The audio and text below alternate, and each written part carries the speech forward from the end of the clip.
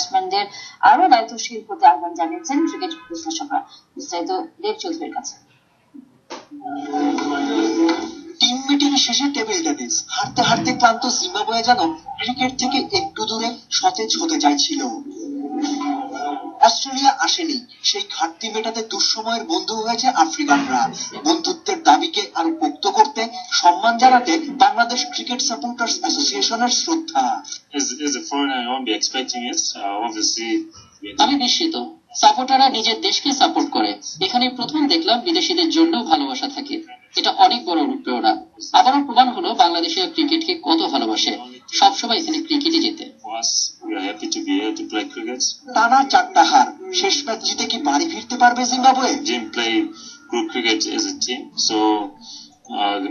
দল হিসেবে খেলতে পারিনি, তাই রেজাল্ট পক্ষে আসেনি। শেষ ম্যাচে ফল পেতে দল হিসেবে খেলতে হবে।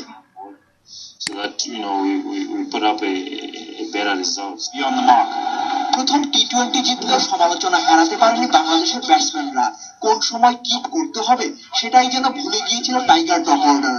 ফিল্ডিং এবং বোলিং এর যে অ্যাপ্রোচটা ছিল এটা পারফেক্ট। ব্যাটিং হয়তো আমরা কিছু বাজে শটস খেলছি, কিছু এগুলো একটু কম খেলতে হবে। টি-20 ব্যাটসম্যানদের দায়িত্ব নিতেই হবে। টি-20 এমন একটা খেলা যে এক ওভারেই গেম হাত থেকে ছুটে যেতে পারে, সেজন্য সবসময় সতর্ক থাকতে হবে। ম্যাচের আগের দিন দুই দলই কোনো অনুশীলন করেনি। দেব চৌধুরী, ৭১।